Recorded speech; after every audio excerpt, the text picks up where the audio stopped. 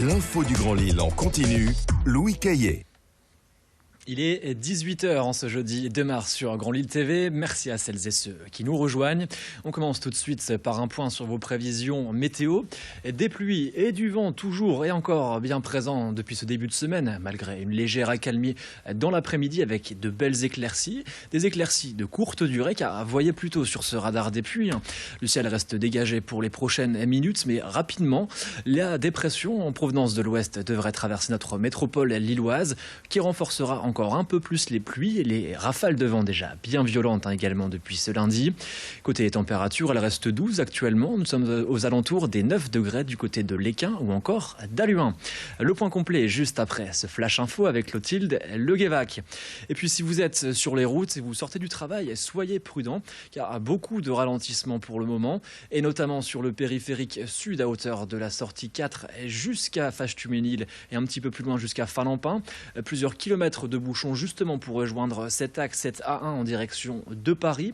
Partout ailleurs, c'est la nationale 41 qui, comme à chaque fois vers cette heure-ci, bloque également. Vous êtes ralenti un petit peu après au Bourdin, mais également jusqu'à Wavrin. Quelques kilomètres de bouchons sur cet axe. Et puis partout ailleurs, quelques ralentissements également, quelques centaines de mètres de ralentissement en sortant du périphérique sud pour rejoindre la 25 en direction de Dunkerque. Soyez prudents et patients. On fera également un point juste après ce flash info. À la une de cette édition, le démantèlement du camp de Rome, situé rue de Constantine à Saint-André-les-Lilles. Ça se passait ce matin. Les forces de l'ordre ont procédé à l'évacuation du camp où vivaient une soixantaine de personnes. Un démantèlement qui fait suite aux récentes agressions qui ont eu lieu le long de la Deule. Souvenez-vous, dimanche dernier, une course en soutien à Lucie. Une joggeuse agressée alors qu'elle faisait son footing avait réuni tout de même plus de 400 participants. Mais avec ce démantèlement, le collectif Solidarité Rome Lille Métropole craint que les deux camps voisins soient à leur tour démantelés. Car problème pour l'un d'eux, se pose un problème de légalité. Le camp de la Poterne est en effet à cheval entre un terrain appartenant à la SNCF, aux villes de la Madeleine et de Lille. Pour Dominique Planck du collectif, ces démantèlements empêchent clairement le suivi de ces personnes. Par le collectif, Vincent Vieillard l'a rencontré, on écoute son témoignage. Si on est là aussi aujourd'hui, c'est pour dire au préfet, ça suffit. On déplore l'expulsion de ce matin, l'évacuation policière de ce matin, mais il faut pas s'en prendre aux deux autres camps qui sont à proximité. Enfin, encore une fois, il faut une individualisation des peines. S'il y a des gens qui ont fait des conneries, il faut les sanctionner, mais il faut pas s'en prendre à tous les gens qui habitent autour parce qu'ils sont roms, parce qu'ils sont roumains. Ça n'existe pas. La peine collective en France n'existe pas.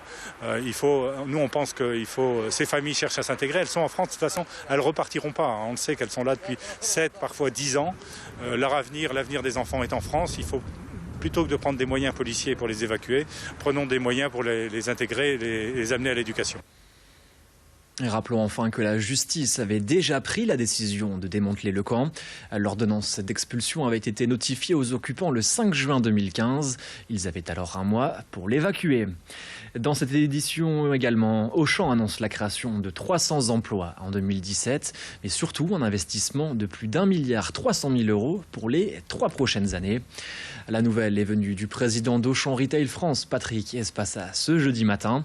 Modernisation des magasins, fin des enseignes affiliées comme Simply Market ou à 2 pas au profit d'une seule et unique marque Auchan. Cependant, des pertes d'emplois sont à prévoir dans les services d'appui, mais son président, que l'on voit ici sur ces images, se veut rassurant. L'entreprise prenant l'engagement de trouver une solution personnelle pour chaque collaborateur dans son bassin de vie. Il s'agira en fait de mutualiser ses services à Villeneuve d'Ascq, le site historique qui va d'ailleurs être rénové à hauteur de 20 millions €. Une mutation à grande échelle donc pour l'entreprise pour se projeter dans les 10 prochaines années. On écoute à présent son président au micro de Xavier Silly. On n'a pas prévu dans le plan à 3 ans de bascule de caisse automatique. Il n'y a pas de projet caisse. Donc ce que j'ai pu lire dans la presse ces dernières semaines, c'est complètement faux. Donc je crois à la relation client en caisse. C'est un point déterminant de différenciation d'Auchan sur le marché. Je pense par contre que si on accélère certains projets sur la monétisation, on pourrait aussi déstresser nos hôtesses de caisse de cette fonction argent qui est très stressante, et je m'en souviens, je l'ai fait quand j'étais étudiant. Je veux dire, si on pouvait les soulager de cette fonction-là, je pense qu'elle serait plus sereine pour développer un accueil et une relation client plus chaleureuse.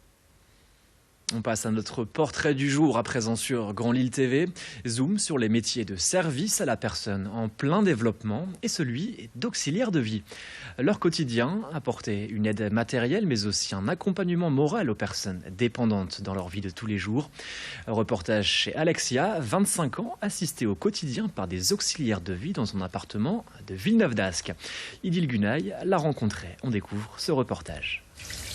Il y a 2 ans, alors qu'il passe ses journées à effectuer des saisies informatiques, Jérémy décide d'entamer une reconversion professionnelle. Il devient alors auxiliaire de vie.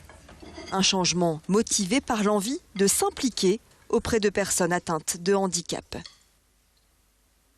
Avant, j'étais toujours dans un bureau tout ça et je voulais un peu bouger et servir à quelque chose. Donc j'ai eu l'opportunité d'arriver à l'association, de me rendre utile, tout ça, ça me plaît. Nancy a elle aussi entamé une reconversion professionnelle après plusieurs années passées en tant que vendeuse de chaussures. Il y a 10 ans, elle est devenue auxiliaire de vie, attirée par le côté relationnel du métier. Il y a l'accompagnement dans les gestes essentiels de la vie quotidienne, mais il y a aussi les sorties. Donc les sorties, ça peut être les courses, les sorties au cinéma, à la piscine. Ça permet de partager autre chose que les besoins de la personne. Il y a forcément un lien qui se crée, puisque je les vois quand même souvent. Et puis, comme ils m'apportent de l'aide, après ça dépend des personnes, bien sûr, en fonction des caractères, mais il y a toujours un lien. Le lever, le coucher, la toilette ou encore les repas, autant de missions assurées par l'auxiliaire de vie. L'Association des paralysés de France recrute et forme.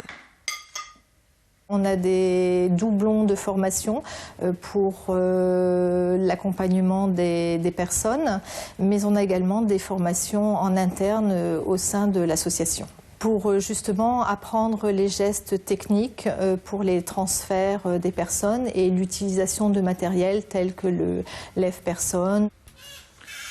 5h30 par jour, Alexia est accompagnée par ses auxiliaires de vie. C'est ce qui lui permet, depuis 4 ans, de vivre seule et en toute autonomie, hors établissement spécialisé. Et voilà pour ce beau portrait signé Idil Gunaï. C'est la fin de cette édition. Tout de suite, c'est Clotilde Leguévac pour un point complet sur votre météo, suivi de l'infotrafic en temps réel. Et puis quant à nous, on se retrouve d'ici 7 minutes pour un nouveau flash. A tout de suite sur Grand Lille TV.